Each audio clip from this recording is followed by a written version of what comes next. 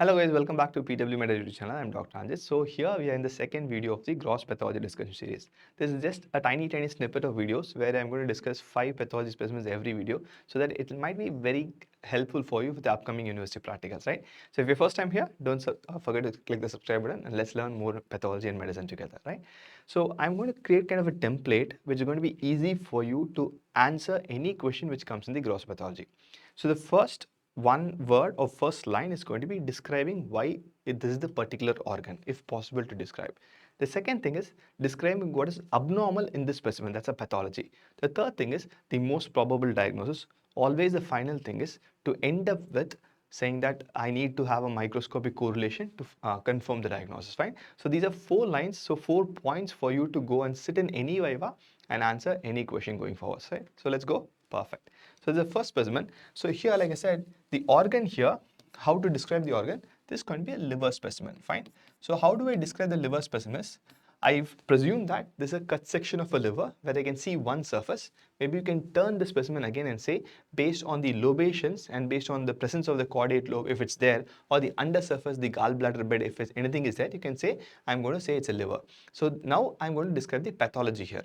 So again, turn it, say, the outer surface of the liver is irregular. It will be irregular in this specimen.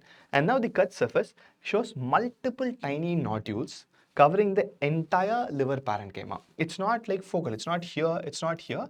Entire liver parenchyma, I'm having multiple nodules varying in sizes from maybe 0.5 centimeter to 3 centimeter in size.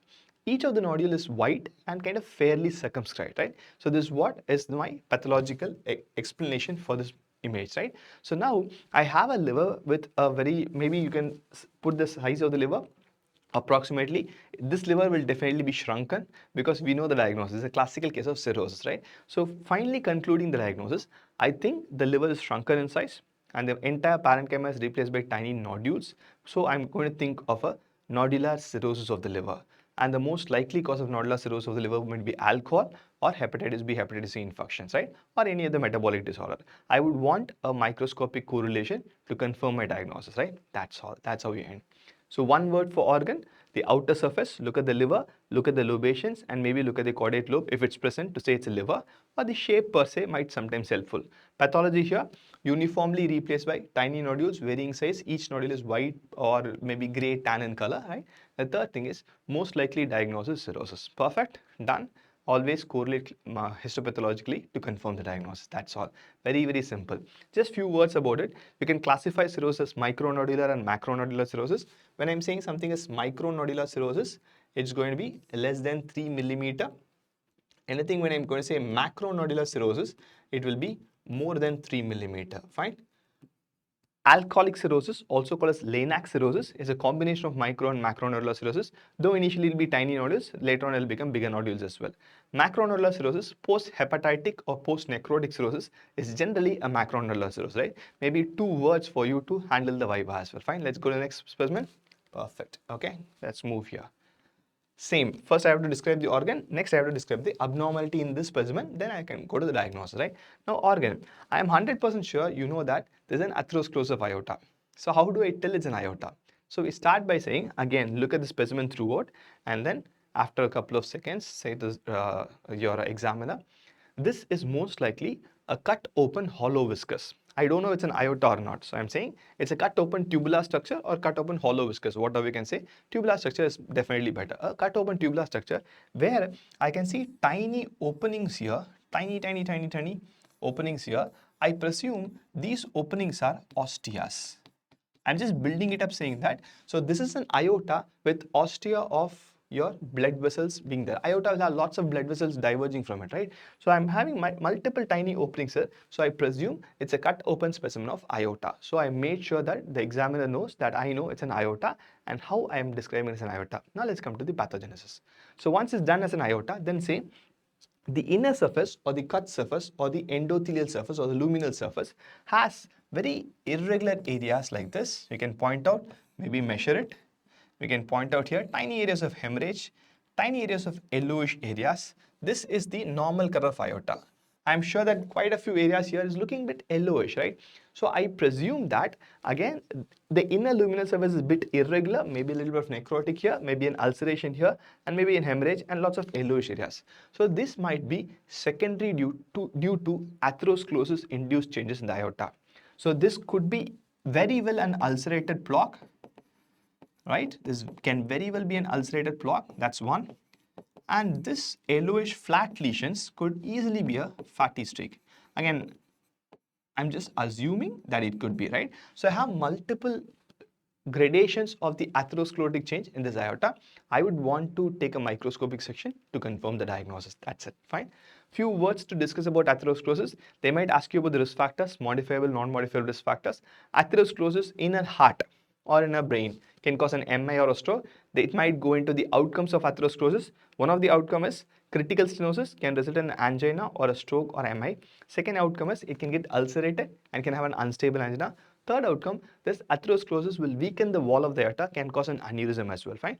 And obviously, the last but not the least, it can also rupture as well, fine. So these are few outcomes of atherosclerosis which might come in a viva for you, fine. Next, perfect, okay. Beautiful organ. Same template. Describe the organ, describe what is the pathogenesis, then maybe, if possible, let's comment on the diagnosis, fine.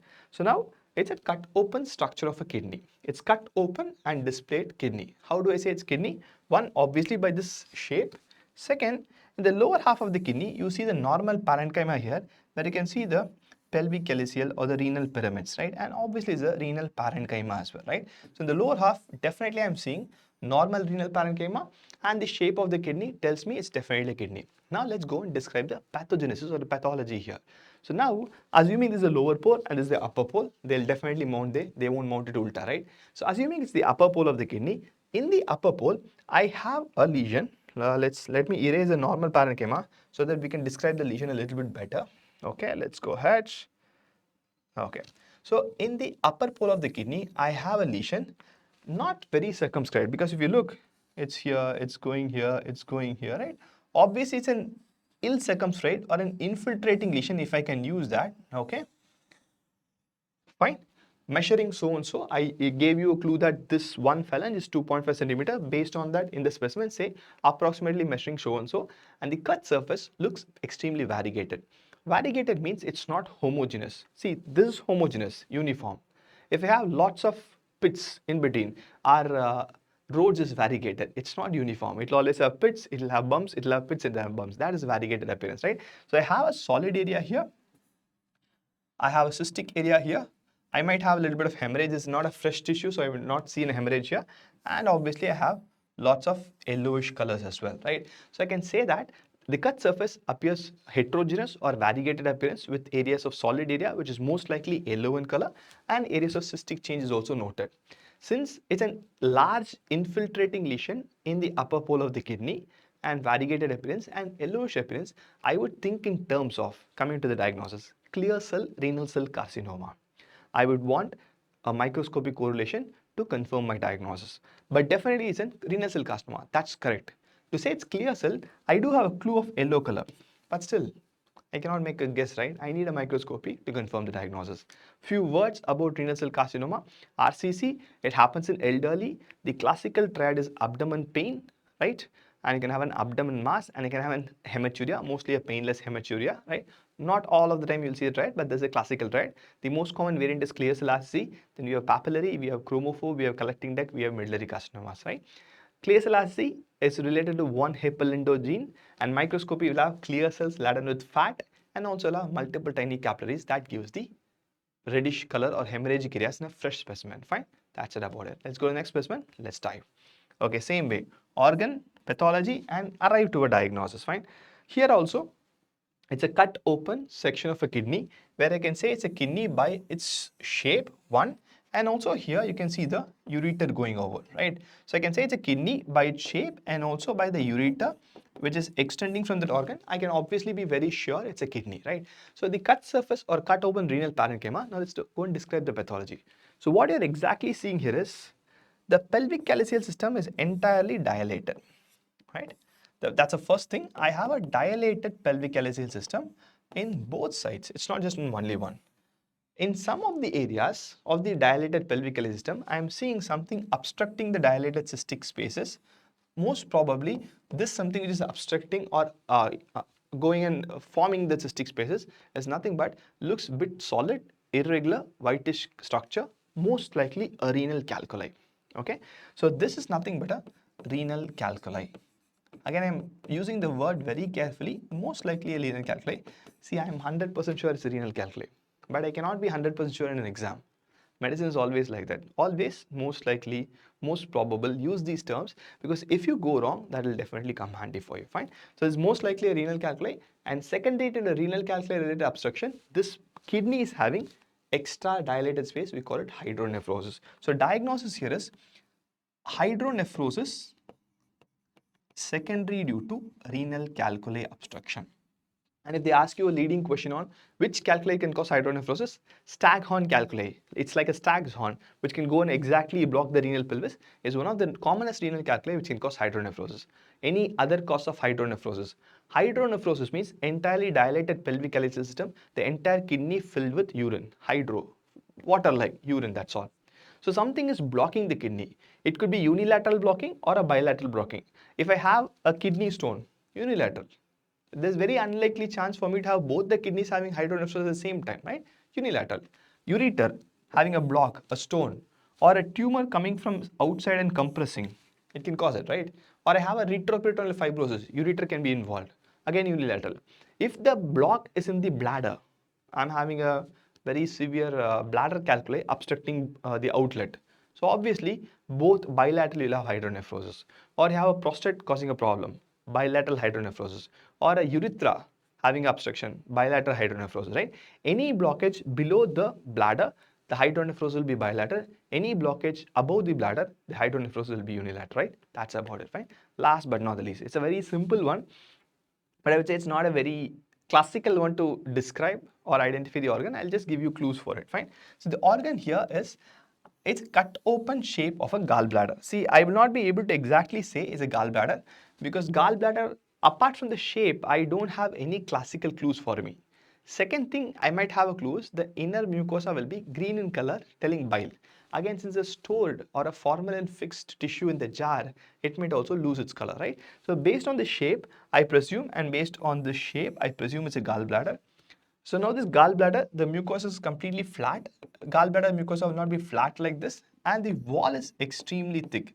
That's a only clue here. I have a very, very thick wall, and maybe mucosa is losing its kind of waviness, is becoming flat. So I can say there's an underlying fibrosis going on. So I can say it's a case of a chronic cholecystitis, right? Chronic cholecystitis, chronic appendicitis. See, appendix also I'll have few clues. The appendix is epiploicate to explain it's an appendix. I cannot say it's an acute appendicitis by just looking at an appendix. It's very difficult. Unless it's having lots of pus and dilatation, it's very, very difficult, right? Most likely, they won't keep these organs in your exam. It's there for you for display, that's all, right? So that's all for today. See you in the next video. Till then, bye-bye from Dr. Anjit. If there's any doubt you want in any of these things or anything other than this, what we discussed, put in the comment section. Let's learn more together. Bye-bye.